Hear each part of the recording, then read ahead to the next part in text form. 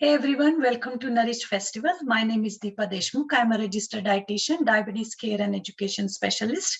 In last 16 years, 18 years, I have been helping people focus on their gut health to take care of their chronic disease conditions such as diabetes, heart disease, and also help achieve weight loss. So I'm super excited to be here this year. I present at this festival every single year since the first year in 2007. So it's my privilege, and I'm so happy to be here again, even though virtually. So I'm going to share my screen so that you guys can see my presentation on how to transition to plant-based diets for weight loss. Now, the issue of weight loss is very near and dear to our hearts, and especially during COVID, one factor that has shown to really come on surface is how closely our immune system is tied to our weight. So making sure that one of your health goal is to lose weight in a healthy manner while boosting your immune system is definitely worth exploring. And in today's presentation, I'll be talking about, or what you will learn is the benefits of doing plant-based gluten-free diets, how to transition to plant-based if doing keto, paleo, or any other diet, how to minimize the digestive discomfort when transitioning to plant-based, how to get adequate protein, calcium, iron on the plant-based, and most importantly, I'll be sharing my sweet potato brownie recipe. So you are in for a treat. So let's start the presentation. Okay. So to receive the sweet potato brownie recipe, text your name and email to 630-686-7300, but you will also find a PDF as part of the presentation on this platform. I do, for more recipes, meal plans, cooking tips, you can follow me on Nutritionist Deepa YouTube, or my weekly e-newsletter, or my podcast, Ask Nutritionist Deepa. Okay, so let's get to the presentation. There's so much confusion about which diet has the most health benefits, which diet is going to help us lose weight, control blood sugars, reduce cholesterol, restore gut health or digestive health. At the same time, will also help with our brain. So some people say, oh, it must be paleo, or it is keto, or low carb, high protein, FODMAP. There are so many diets. Some of you may have already done it, or some of you may feel like you need to follow. So the problem with most of the diet is poor long-term sustainability. It's very difficult to be on a diet which is hard to sustain, because that's where the relapses happen, right? Because you shouldn't, on any diet, you should not feel that you are being deprived, or you are it's a diet, and you can't eat this, you can't eat that. Because remember, real food is meant to be enjoyed, and I'm not talking about the processed food here. So a lot of diets lead to nutrient deficiency, or they are nutrient deficient, leading to fatigue, tiredness, cravings.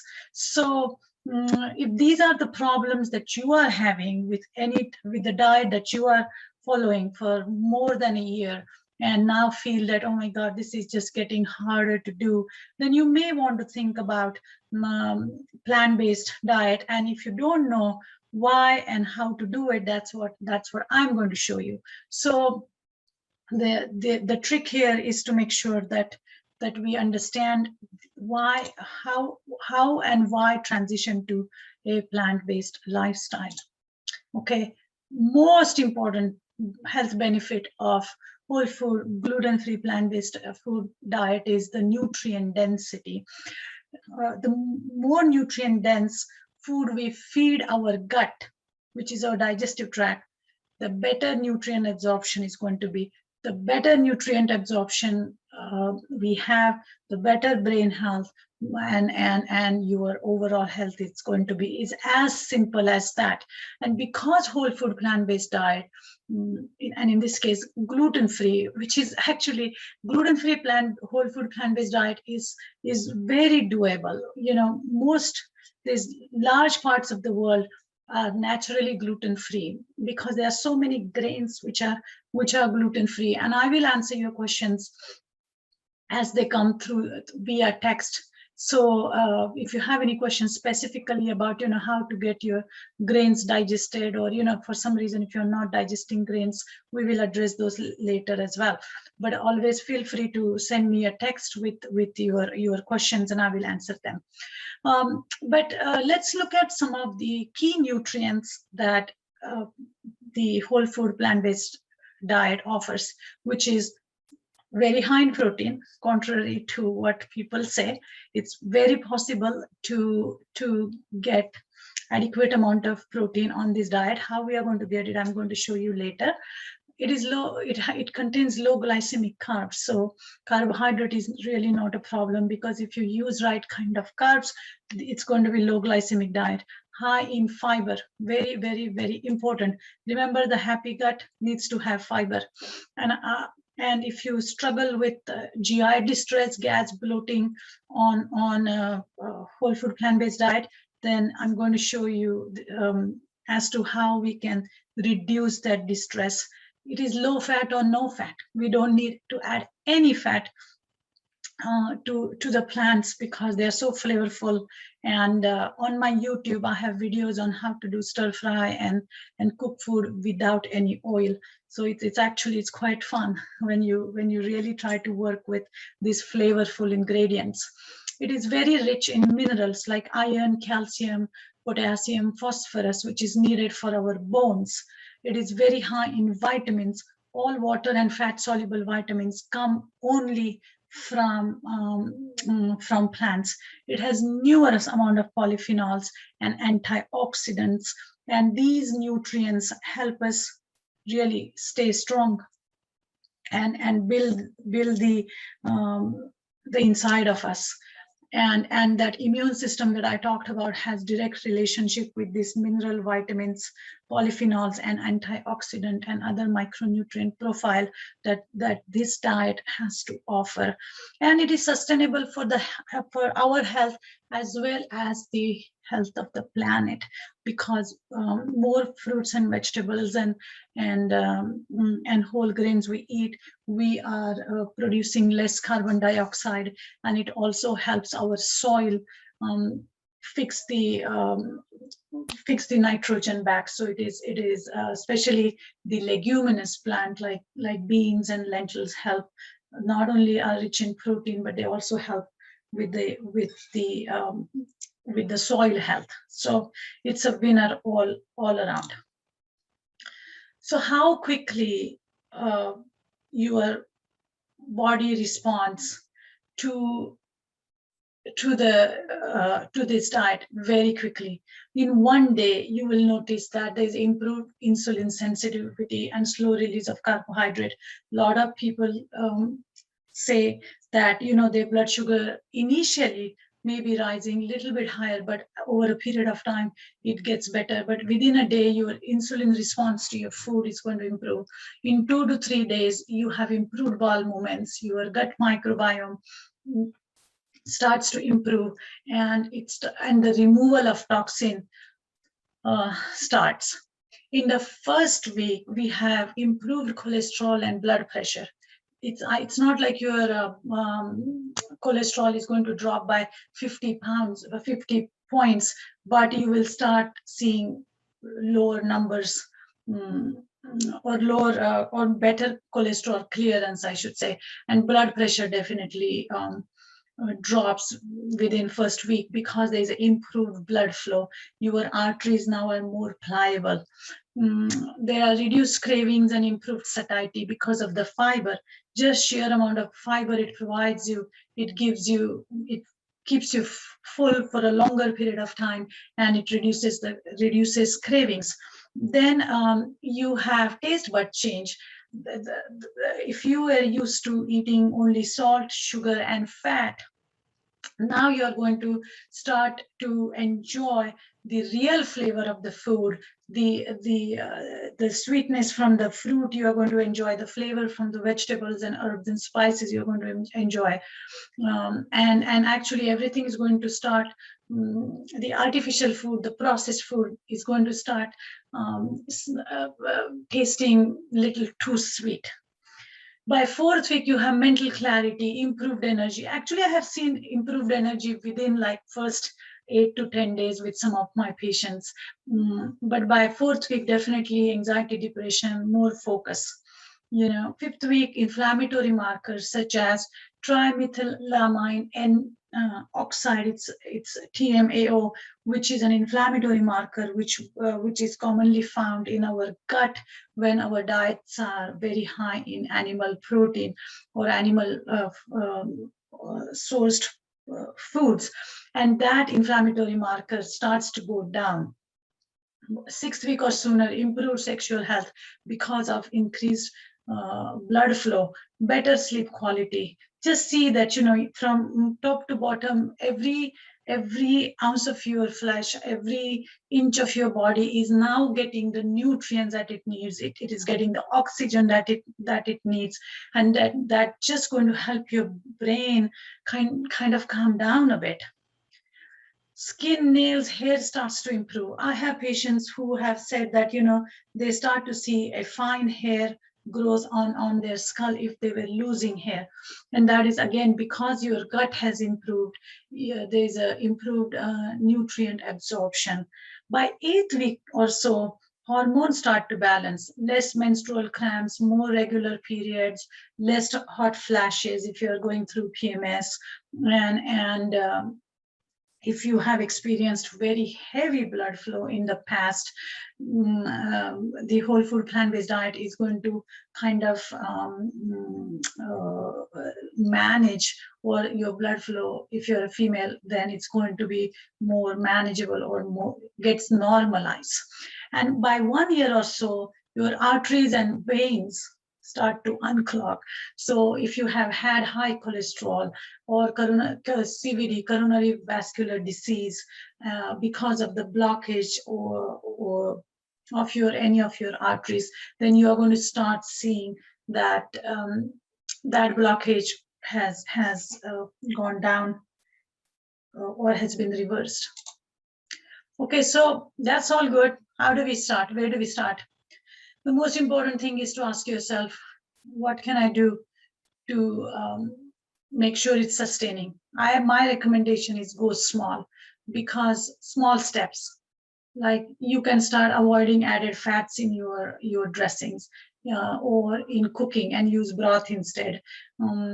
Cut down on processed sugar, and you can start doing honey, agave, molasses, or maple syrup for hydration instead of something crazy sweet.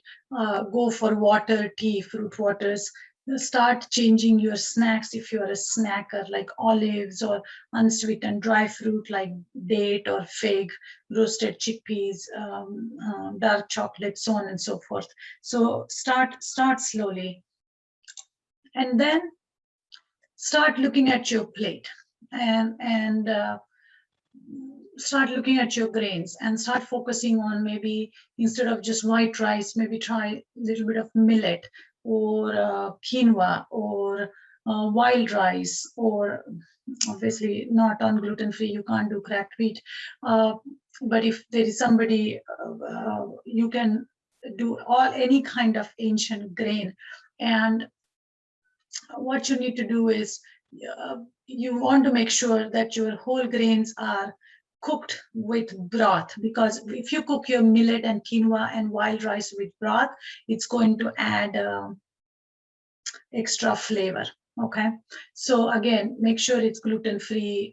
All the grains are gluten-free. Millet, quinoa, wild rice are the most common ones. Then focus on seeds like flax seed, pumpkin seed, sunflower seed, sesame seeds, because that is going to provide you with that healthy fat that you need, and again some fiber. Then make sure you are eating all kinds of nuts like Brazil nut. Just one Brazil nut is going to give you 3 to 4 days worth of selenium. Remember, as your gut health improves, because people usually go on gluten-free diet because they have health issues which are specifically tied to their gut. So we need to make sure that once your gut starts to improve, every food that you are eating is providing you with right kind of nutrient. And that's why the Brazil nut is like a bomb of nutrient, because it has good kind of fat and selenium. We see selenium deficiency. It's one of the mineral that you need for nerves and for brain. People are very deficient in it. So eating just one Brazil nut, how hard can that be, is going to help you. Focus on plant-based proteins like here, lentils, beans, peas, tofu, edamame, tempeh. All these are super rich in protein. And 1/4 of cooked lentils are equal to 1 egg white. I mean, pretty much. In fact, actually, lentils have 1 extra gram of protein than your egg white or your egg.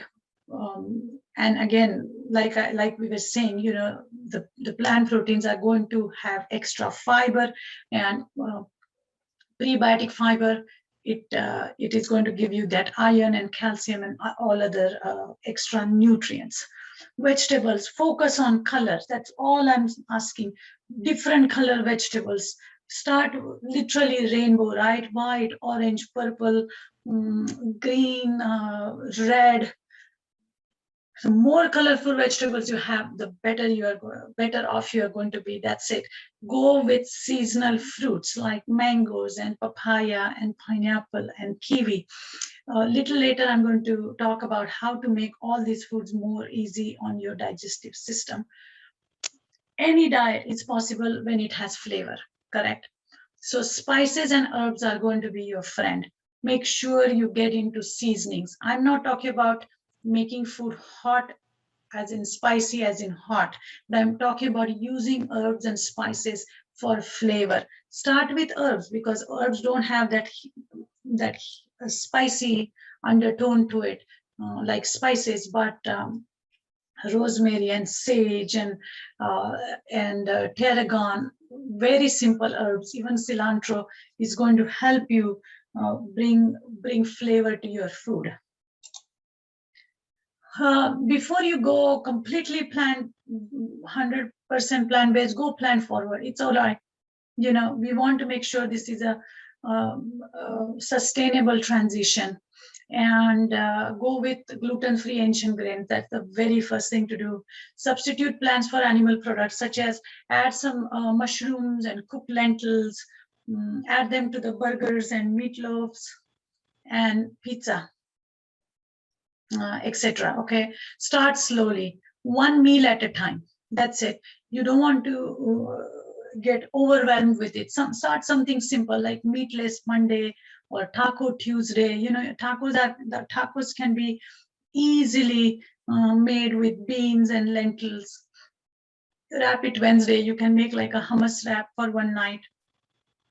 Take out Thursday, Asian stir fry with some whole grain noodles.